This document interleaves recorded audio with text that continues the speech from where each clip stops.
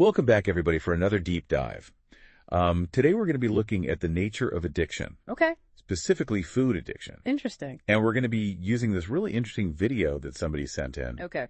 This is by Abke, Oh, yeah, I've seen him. the spiritual teacher. Right. And the video is called Awareness of God is Bliss. Mm-hmm. And it's from his 4D University Live series on YouTube. Okay, I'm familiar with that one. Yeah, and he has some really unique takes on addiction in this video. Oh, okay. He links it to our yearning for the divine.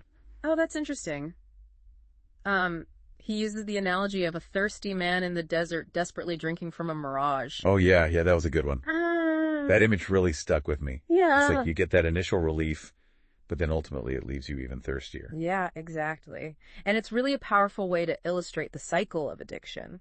You know, Right. We crave something, we find temporary satisfaction, but then, bam, the craving returns even stronger. And that's where Abke makes that unexpected connection, right? Right. He's suggesting that underlying every addiction, Mm-hmm. whether it's to food or substances or even technology, Oh, is a deep yearning for God, yeah. a desire for something infinitely greater than ourselves. That's deep. It's like we're trying to fill a spiritual void with these earthly things. So he's essentially saying we're looking for fulfillment in all the wrong places. Exactly. And it makes me think of those 3 levels of purification that Abke talks about. Okay.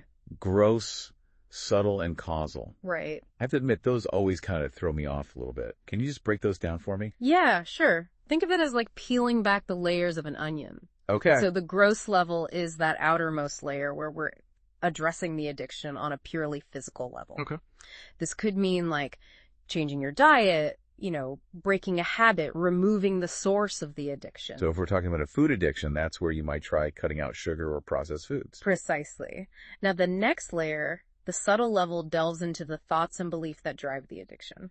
It's about understanding the underlying psychological and emotional patterns. Like, why are you reaching for that cookie? Right. What triggers that craving? Right. That's where things start to get a little more complex. Yeah, it does require more introspection. Right. You have to start examining your inner world. And then finally we get to that causal level, Good. the core of the onion. Right. This is where we recognize the addiction as a symptom of our separation from the divine. Okay. We've forgotten our true nature, our connection to something bigger than ourselves. So it's almost like that craving is a misdirected form of spiritual longing. Exactly. We're seeking wholeness and connection, Right. but we're looking for it in all the wrong places. We're reaching for the mirage instead of the wellspring within. This makes a lot of sense, especially when I think about my own struggles with food. Mm. Like, those late night sugar cravings? Oh, yeah. They hit me hard. I know what you mean. And if I'm being honest with myself, sometimes it does feel like I'm just trying to fill some kind of void with something sweet. It's a common experience. We've all been there. Yeah, and it never really works. It doesn't. And Abke offers a really intriguing approach for dealing with these cravings. Instead of just like white knuckling it. Yeah, instead of just resisting it with willpower. Yeah, because that rarely works for me. Willpower alone can be a tough battle. Yeah. What he suggests is a reframing technique. So instead of fighting the craving, Yeah. he says try to see it as a manifestation of your desire for the divine. Okay, so when that urge for a cookie hits, instead of just like, saying, no, Yeah.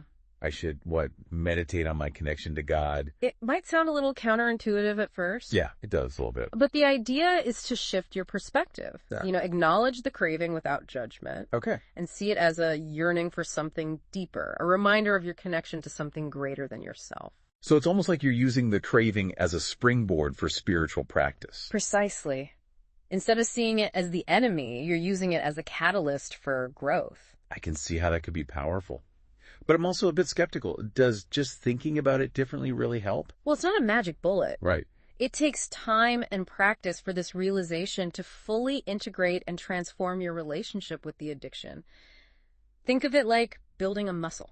Oh, okay. It requires consistent effort. So you're kind of rewiring your brain to see things differently. Right. And then eventually that changes your behavior. That's a good way to put it. Okay. It's about retraining your responses both mentally and emotionally. But what about those times when the craving feels just overwhelming and I'm just not feeling very divine? Yeah. What do I do then? Do I just give in? Not necessarily. This is where the practice of acceptance comes in. Okay. Don't beat yourself up if you slip up. Okay. View the struggle as part of your journey towards self-realization. You're human. It's okay to have those moments. Yeah. What matters is that you keep coming back to that awareness, that understanding of the deeper longing at play. But if the addiction is coming from a lack of connection to the divine, and my system just isn't wired to hold that higher level of consciousness, well, that feels pretty daunting. It's a great point, and it leads us to the next part of our deep dive. Okay. If we think of ourselves as vessels for this divine energy, Right. we need to upgrade our systems to hold that higher frequency. So we're talking about more than just mental reframing. We need to address like the physical and energetic aspects as well. Exactly. So what are some practical things we can do to make our systems more receptive to the divine? Well, let's explore that in part 2. There are a number of practices, both ancient and modern, that can help us cultivate that connection and upgrade our spiritual operating systems. I'm definitely ready for that upgrade. Stay tuned, listeners. We'll be right back with more insights into how to overcome addiction and connect with the divine. Okay, so we're back, and we're ready to dive into those system upgrades you mentioned. Right. I'm curious to hear more about these practices that can help us strengthen our connection with the divine. Well, it's like we're fine-tuning a radio Okay. to pick up a specific frequency. Okay. The divine signal is always there. Right. But we need to make sure our receiver is clear and tuned in. I love that analogy. Right. So where do we even start? Well, just like any good upgrade. Yeah. It's a multifaceted process. Right. Abke didn't really get into specifics in this video. Yeah. But he hinted at the importance of addressing the physical, the energetic, and the mental aspects of our being. He did emphasize the limitations of the physical and subtle bodies when it comes to experiencing higher states of consciousness. Exactly. So let's start with the physical body. Our foundation, practices like yoga, qigong, or even mindful walking can help cultivate energy flow and create space for spiritual growth. So it's not just about, hitting the gym for a six-pack. Right. It's about cultivating a sense of like inner harmony and balance. Exactly. I can see how that would make us more receptive to those subtler energies. Think of it like tending a garden. Okay. You need fertile soil, sunlight, and water for your plants to thrive. Right. In this case, our soil is our physical body. Okay. And movement and conscious breathing help to nourish and revitalize that soil. Beautiful analogy. So movement is key. What about the sunlight? Well, that's where meditation comes in. It's like allowing the sunlight of awareness to penetrate the depths of our being, dissolving those clouds of distraction and revealing the clear sky within. So creating that inner stillness where we can actually connect with that deeper part of ourselves. And just like sunlight nourishes plants, meditation nourishes our souls, helping us to grow and blossom spiritually. And what about water? I'm guessing that's not just about staying hydrated. You got it. The water represents those practices that nourish our hearts and spirits. Okay. This could be spending time in nature, engaging in creative expression, performing acts of service, or connecting with a spiritual community. So filling our cup with things that bring us joy, connect us with others, and remind us of our interconnectedness with all things. It's about feeding the soul, not just the ego. Right. It's about recognizing that we're not isolated beings, but part of something much larger than ourselves. I love how all of these practices seem to weave together. Yeah. Supporting each other and creating this like more holistic approach to spiritual growth. It's a beautiful tapestry, isn't it? It is. It is. But I have to be honest, it's also a bit daunting. Are we really capable of transforming ourselves to such a degree that we can overcome, these deeply ingrained patterns and truly experience that divine connection? It's a valid question, and the answer is both yes and no. Okay. Yes, because that potential for transformation is inherent within each of us. Okay. But no, because it's not about reaching some perfect state of enlightenment. So it's not like flipping a switch and suddenly becoming a saint. Not quite. Okay. It's an ongoing journey of self-discovery and growth. There will be ups and downs, moments of clarity and moments of confusion. I can definitely relate to that. Some days my meditation practice feels like pure bliss. Other days it feels like I'm wrestling a monkey mind. Exactly. It's about embracing that journey with all its imperfections and trusting the process. So progress, not perfection. I can get behind that. But let's get back to the practical side of things. Okay. Let's say I'm ready to start upgrading my system. Where do I even begin? It doesn't have to be overwhelming. Start with small, achievable steps. Okay. Maybe incorporate a 5-minute meditation into your daily routine. Okay. Or try a gentle yoga class once a week. baby steps. Exactly. Find what resonates with you and commit to it consistently. Little by little, we build that spiritual muscle. Right. It makes me think of that saying, the journey of 1,000 miles begins with a single step. Absolutely. And remember, the most important thing is to be patient with yourself. Right. There will be setbacks. There will be days when you feel like you're taking 2 steps back for every 1 step forward. It's like anything worth achieving. Mhm. It takes effort.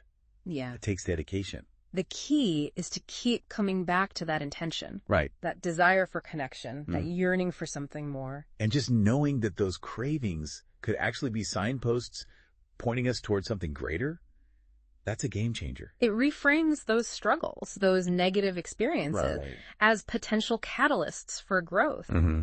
It invites us to see that divine spark within ourselves, even in the midst of our imperfections. So instead of seeing addiction as like a weakness, Right. we can view it as this misdirected desire for the divine. Mm. It's a powerful shift in perspective. But I'm curious, if this yearning for God is so universal, why do we see such a wide range of expressions? Right. Why isn't everyone on a spiritual path? That's where things get even more interesting.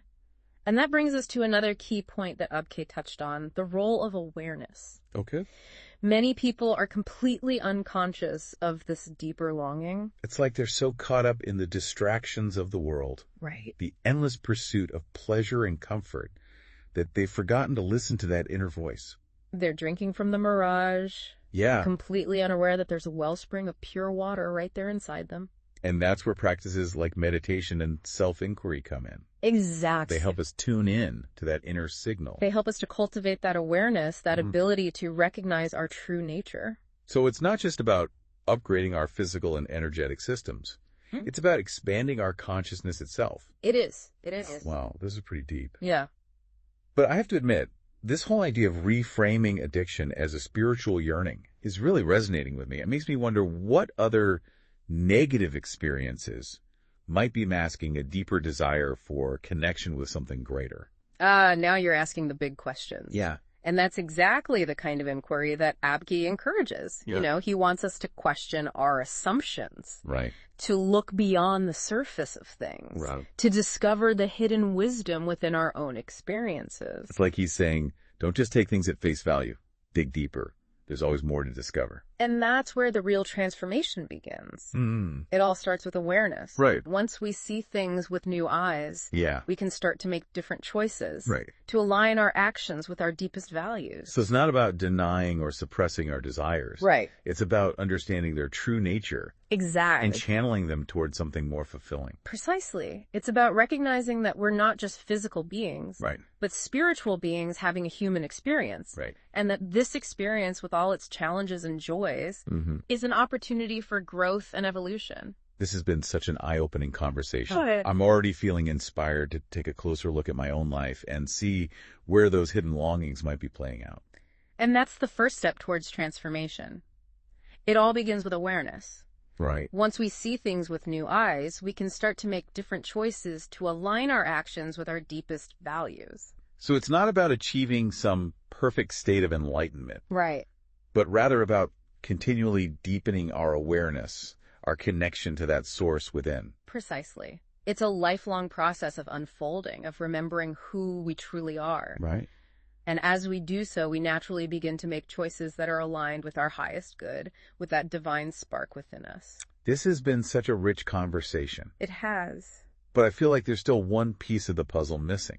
Okay. You know, Abke's video is called Awareness of God as Bliss. Right. We've talked about the awareness part, but what about the bliss? How Yeah. do we actually experience that? That's a great question, and it leads us perfectly into the final part of our deep dive. Okay. Let's explore how cultivating awareness of the divine leads to lasting fulfillment and a deeper sense of joy. All right, listeners, stay tuned.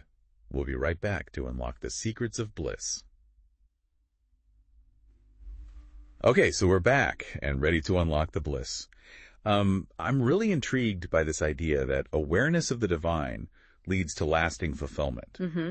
Sounds almost too good to be true. It's a bold claim. Yeah. But think about those moments in your life when you felt a deep sense of peace, joy, or connection. Okay. What was the quality of your awareness in those moments? Now that you mention it, I can recall a few times when I felt completely present Mm-hmm. and connected to something larger than myself. Yeah. Whether it was, during a nature walk or listening to music or even just a moment of quiet contemplation. And in those moments, the worries and anxieties of everyday life seem to fade away. Yeah, they do. It's like the world slows down. Yeah. And you're just able to appreciate the beauty of the present moment without all the mental chatter. That's the essence of bliss. It's not about chasing fleeting pleasures or external achievements. Right. It's about cultivating this deep inner peace that arises from recognizing your true nature. Right. Your connection to the divine. So it's not something you acquire, it's something you uncover. Exactly. It's already there within you. It's just a matter of removing the layers of conditioning, Right. the limiting beliefs, the distractions that prevent you from experiencing it fully. So we've been talking about, upgrading our systems. Right. Is this what that ultimately leads to? Mm-hmm. This more refined awareness that allows us to tap into that wellspring of bliss within. It's all interconnected. Okay. Remember those 3 levels of purification we discussed? Yeah, the growth, the subtle and the causal. Right. It's like a spiral staircase leading upwards. Okay. As we address the gross level by changing our habits and behaviors, we create space for the subtle level to emerge, Okay. allowing us to examine our thoughts and beliefs. And as we delve deeper into the subtle level, Yeah. we start to glimpse the causal level, the root of our being, where that connection to the divine resides. So it's a gradual process of refinement. It's like polishing a mirror. Okay. With each layer we remove, the reflection becomes clearer. Right. And we're able to see ourselves more fully as we truly are. And the clearer that reflection becomes, the more we're able to experience that bliss, that sense of wholeness and connection. Precisely. The bliss isn't separate from the awareness. It's the natural outcome of recognizing our true nature. Okay. Of realizing that we are not separate from the divine, but an expression of it. So it's not about achieving some kind of blissful state. Right. It's about realizing that we are already bliss. We just need to remember it. That's beautifully put. It's about remembering who we truly are beyond the limitations of the ego, beyond the stories we tell ourselves, beyond the fleeting pleasures and pains of the world. This is making a lot of sense, but I still have one nagging question. If this bliss is our natural state, why do we experience so much suffering? Why do we get caught up in addiction in the pursuit of mirages? It's a question that has puzzled philosophers and spiritual seekers for centuries. Right. Abke suggests it's a matter of forgetting. Sure. We forget our true nature. We identify with that limited self. Right. And we start chasing after things that promise fulfillment but ultimately leave us empty. It's like we've wandered off the path and gotten lost in the woods. Exactly. And those cravings, those addictions, those moments of suffering, they're like wake-up calls, reminders that we've strayed from our true home. So they're not the enemy. Yeah. They're actually guideposts pointing us back to the path. They can be if we choose to see them that way. Right. They're opportunities to inquire, to delve deeper, to remember who we truly are. This is such a profound shift in perspective. It is. It's empowering, but also a bit humbling. Right. It's like we're being invited to step into our full potential, to reclaim our birthright as beings of light and love. And the beauty of it is that it's available to everyone. The path might be different for each of us. Right. But the destination is the same. This has been such an incredible journey of exploration. Good, I'm glad. I feel like I've gained a whole new understanding of addiction and spirituality and the nature of reality itself. That's great. But more importantly, I feel inspired to cultivate that awareness of the divine in my own life. And that's the most important takeaway. It's not just about intellectual understanding. It's about putting these insights into practice, about living them, about embodying them. So listeners, as we wrap up this deep dive, we invite you to explore these ideas for yourself. What if your deepest longings, those cravings that feel so compelling, are actually guiding you towards something greater? What if they're a signpost pointing you back to your true nature, to the divine within? Experiment with practices that cultivate awareness. Spend time in nature. Connect with your breath. Meditate. Engage in creative expression. Find what resonates with you and commit to it. And remember, the journey is just as important as the destination.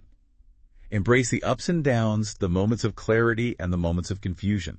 Trust the process and keep moving forward. The bliss you seek is already within you, waiting to be uncovered. Thanks for joining us on this deep dive. Until next time, keep exploring, keep growing, and keep diving deep.